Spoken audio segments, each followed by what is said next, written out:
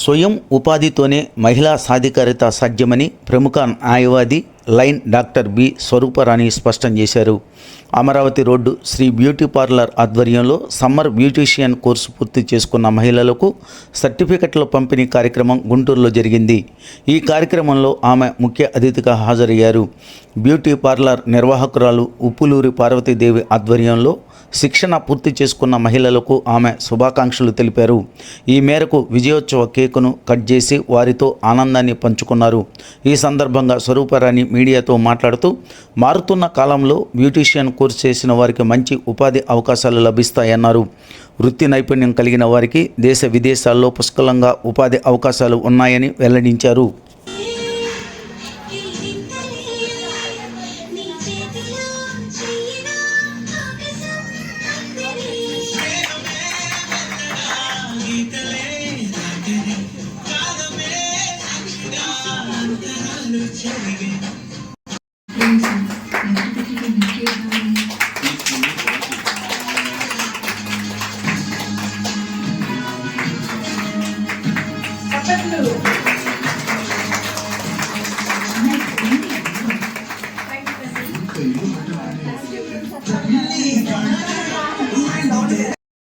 గుంటూరులో ఒక చక్కటి కార్యక్రమాన్ని నిర్వహించారు.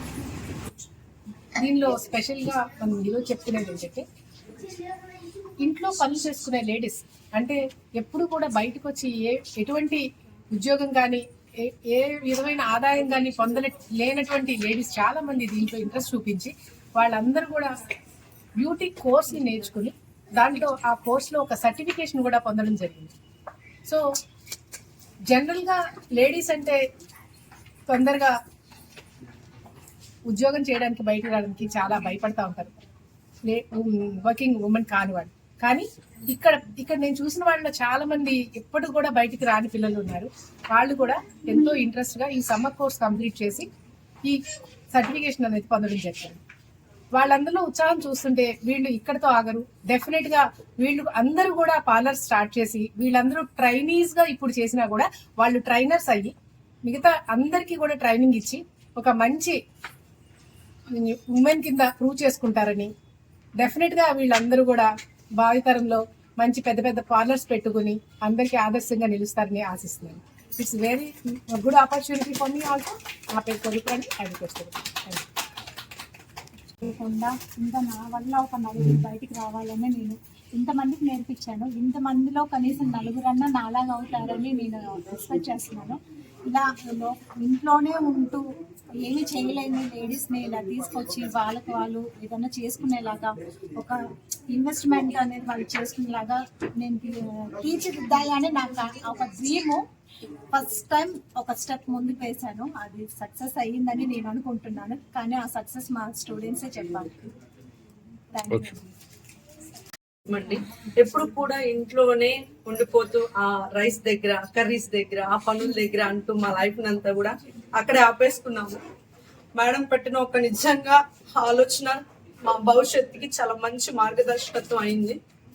మేము ఆగిపోవడం కాదని తను వచ్చిన వర్క్ ని ఫ్రీగా మాకు నేర్పిస్తూ ఇలా ఉండాలి, ఉమెన్ ఇలా ఆగిపోకూడదు, లైఫ్ లో సెటిల్ అవ్వాలి అని మమ్మల్ని ముందుకు తీసుకొచ్చి మాకు వర్క్ నేర్పించి మమ్మల్ని కూడా ఒక ఉమెన్ లాగా స్టాండ్ గా ఎలా ఉండాలి, మేము ఎక్కడ ఎలా ఉండాలి, ఎక్కడ ఎలా స్టెప్ వేయాలి, ఎలా నడుచుకోవాలి అని ప్రతిదీ స్టెప్ బై స్టెప్ దగ్గరుండి ఒక అమ్మలాగా, నిజం చెప్పాలంటే ఒక అమ్మలాగా తప్పు చేస్తే మన్నించారు.